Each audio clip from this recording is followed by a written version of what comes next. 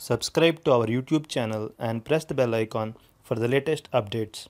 How to reset data usage statistics on Telegram app. Go to your phone menu, find the Telegram app and tap on it.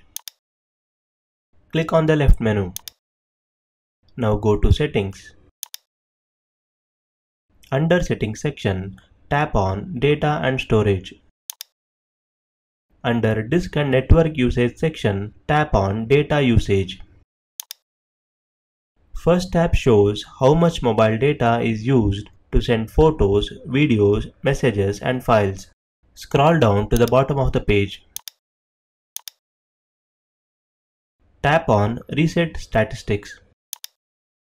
Tap on Reset to confirm.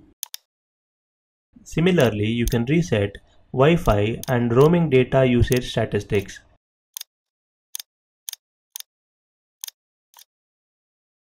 This is how you can reset data usage statistics on Telegram app.